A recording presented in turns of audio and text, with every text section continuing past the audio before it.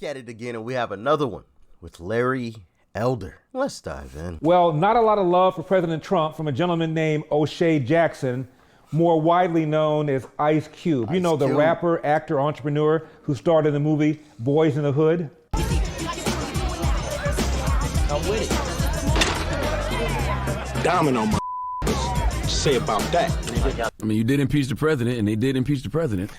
Yeah, I mean, I said arrest. They still haven't got to the arrest the president. Right. Well, that's what I want to do. He get out that White House, he definitely gonna be in handcuffs. Man, I can't wait to see that, man. Now, as mentioned, Mr. Cube co-starred in a movie called Boys in the Hood, which revolves around a inner city high school in an area of Los Angeles known as the Crenshaw District. The high school is called Crenshaw High. I went there. Larry went there. Yep. He go to Wall Street too?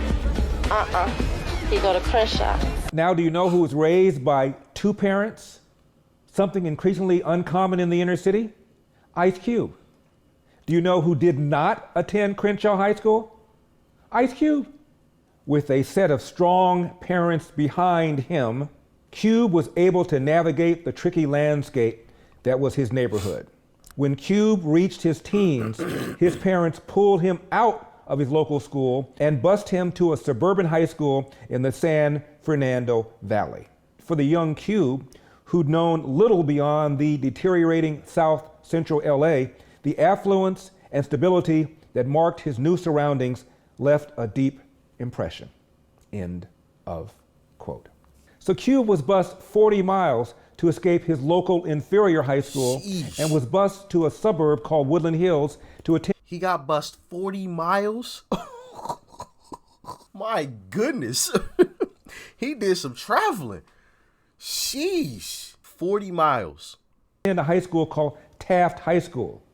Now, about Cube's street cred, check out what rapper Crazy D said. Uh-oh. He grew up in a bad area, but that still didn't make him authentic. He lived in an upper-class neighborhood, nice home.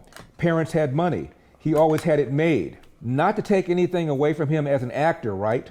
But he was acting like a gangster, and he was good at it. You can't take anything away from it.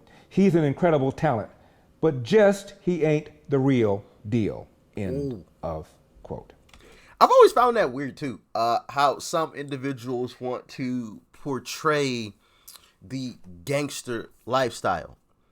Because I think if you asked a lot of these individuals that actually live that life and, you know, are actually going through it on a day-to-day basis, they would tell you, I would much rather be off in the hills somewhere than doing what I'm doing. But then you have these individuals who don't have to live that life, but choose or portray that they're living that life. And that's always weird to me.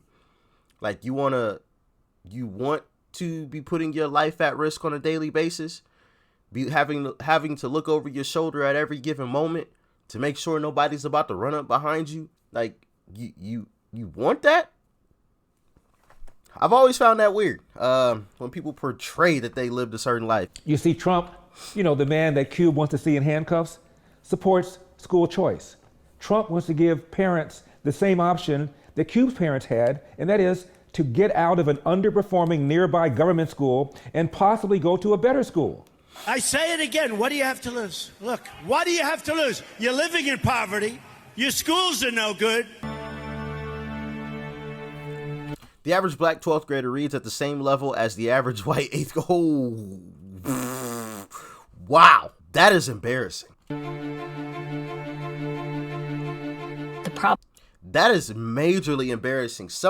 A black person, the average black person who is graduating high school, getting ready to go off to college, reads at the same level as a white person who isn't even in high school yet. That is a crazy statistic. I would want to dive deeper into that study and know where they got those numbers from. If they took it from, just one city, if they took it from multiple cities, what schools were they using, you know what I mean? I want to dive deeper into that. That is a crazy and sad statistic if it, proves to be true, which Larry Elder usually doesn't put up any BS. Larry Elder is one of those guys where you don't want to debate him because he always comes with a number of facts and statistics to the table. I don't know how the guy memorizes all that stuff, but he does. I mean, every single video that we've checked out and he's brought up something, he's had some statistics to back it up every time. It's one of the things that I really love about Larry Elder, man. He comes with it. He comes prepared. The problem is not the parents. The problem is not the parents. The problem is not the children. The problem is a system that protects academic failure. A system that protects academic failure. Each year in America, hundreds of thousands of children enter lotteries. Parents are literally fleeing their zone schools as they vie for seats in charter schools. Oh, yeah. The prize is a better future.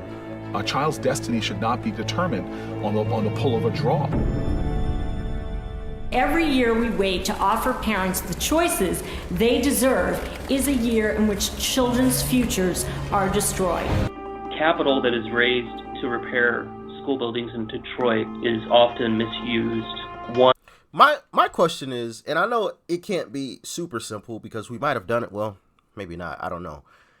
If you know that some of these schools are terrible and parents are wishing, hoping, and praying on this lottery system that their kids get to go to, this one specific school, why don't we focus more on these bad schools and why they are bad and fix that? Because with the lottery system, obviously not every kid is going to get in. So you're going to have a majority of kids that are going to have to go to these bad schools. So instead of focusing on these lotteries, let's focus on the bad schools and how to fix them and not coddling, I forgot what this lady said. It's not the parents. It's not, what did she say? The problem is not the parents. The problem is not the children. The problem is a system that protects academic failure. A system that protects academic failure. Very, very interesting quote there. And I think what she means by that, and you guys can let me know in the comment section, when she says a system that protects academic failure, is a system where, we don't want to single out kids. We want to make sure all kids are included. Even the class clowns, we don't want to put them off into a different class. Kids that learn at a slower rate, who don't necessarily have a learning disability per se, but just learn a little bit differently than other students. We don't want to put them off into other classrooms. And to a certain level, to a certain extent, I get it, because we've all been in school before. We know how some of those, other students will look at, some of these other kids if they knew why those kids were in that other classroom. But I think there's enough of us that want to fix that problem to where we could come up with a good solution that wouldn't put kids at risk of being made fun of, or laughed at, or whatever you want to call it. My problem is, why haven't we? Because I'm sure I'm not the only person that's ever sat down and like, why don't we just fix these terrible schools? Y'all let me know if you guys have any solutions in the comment section. Parents are literally fleeing their zone schools as they vie for seats in charter schools. A child's destiny should not be determined on the pull of a draw. Every year we wait to offer parents the choices they deserve is a year in which children's futures are destroyed. Capital that is raised to repair school buildings in Detroit is often misused. One big example was Southwestern High School. Their swimming pool was shut down in the 1990s, I believe, because couldn't pass a health inspection. The district allocated a significant amount of money to repairing the pool. The construction work was so poor that they ended up closing the pool again after it was reopened. This has only gotten worse in recent decades. From 1999 to 2012, more than $100 million was spent upgrading. Those folks need to be held accountable for wasting that money. Like, why didn't we go back to the construction company and say, hey, yo, you botched this work. You need to come back and fix your work. The construction company messed up. It's on them to come back and fix the problem, unless there was a hint, wink, wink. Hey, we'll throw these dollars. I know your company isn't, necessarily the greatest, but, just kick me back a couple extra dollars on the back end under the table, we'll be all good.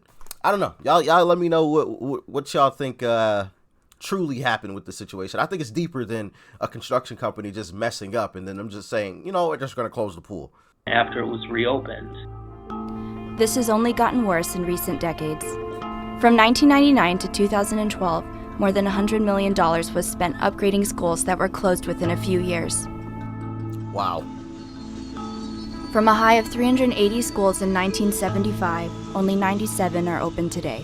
Hold on, wait, how many schools? Years.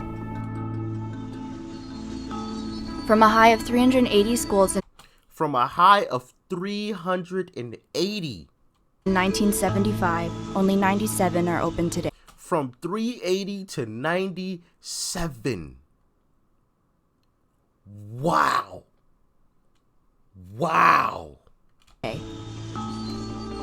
Closing a school can rapidly accelerate the decline of neighborhoods in a city that is already hollowing out.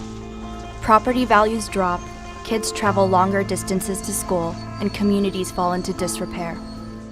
When you tell people that you go to a Detroit public school, they always pity you. In order to escape poverty, you need to do 3 things. Number 3, don't have a kid unless you get married. Number 2, don't have a kid until you're age 20. Number 1, finish high school.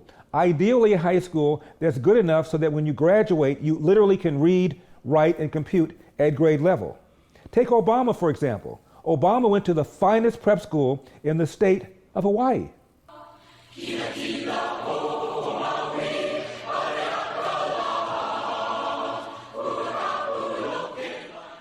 And Punahou was originally called Oahu College.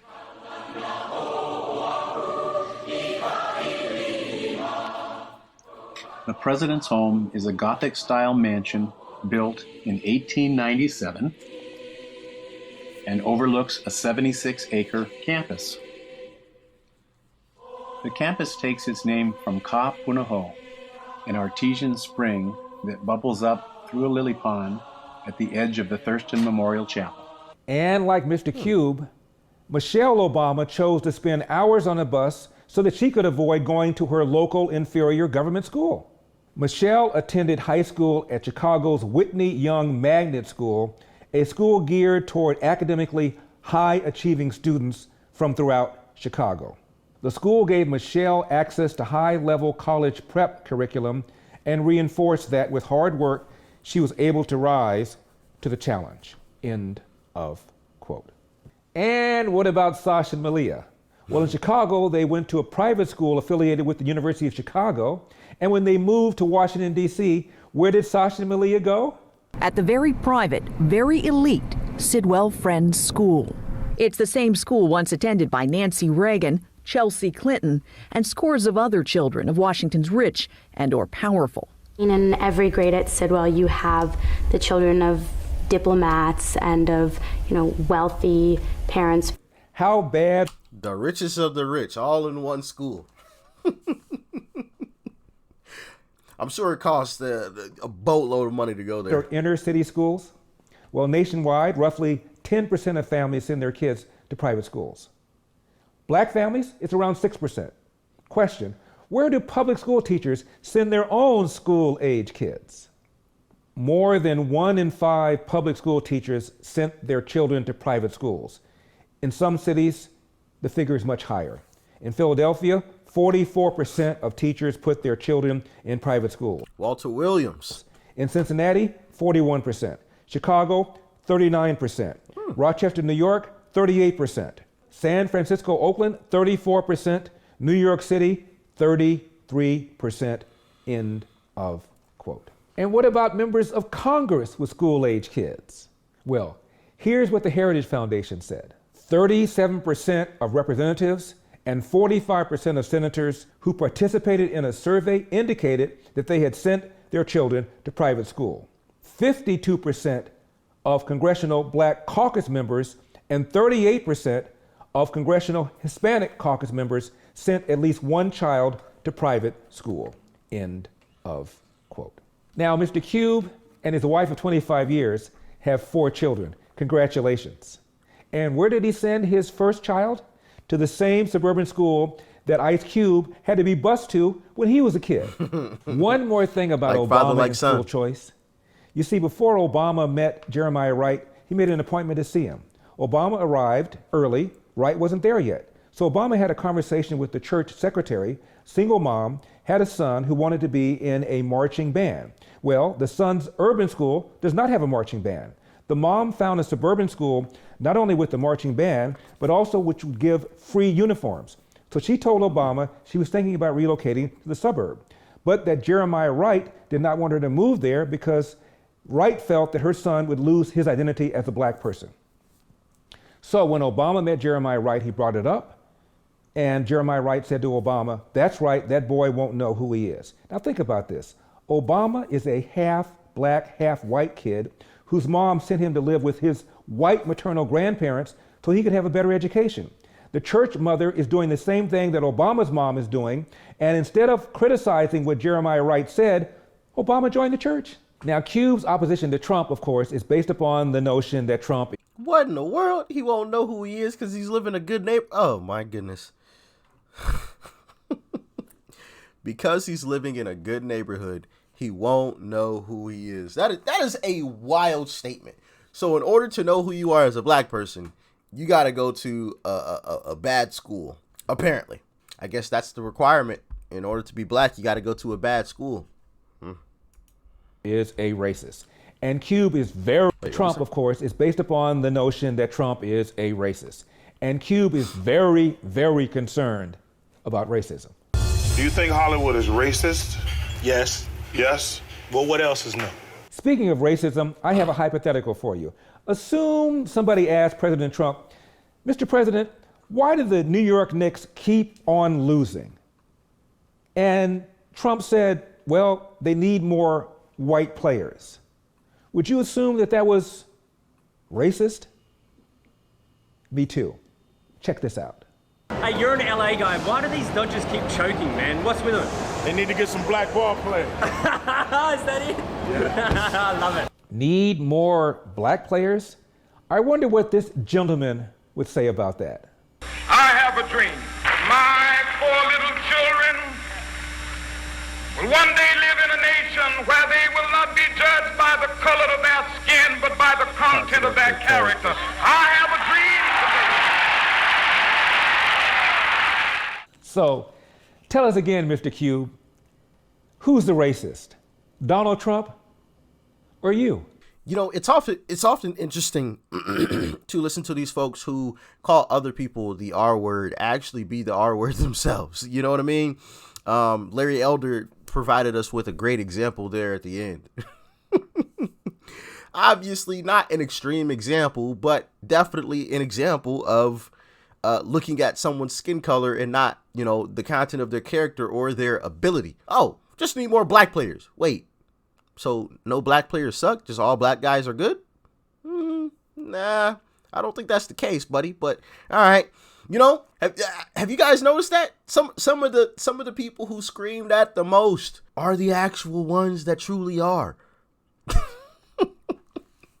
When you just sit back and listen to them talk, you're like, hold on, wait a minute. Yo, I think you're actually racist yourself.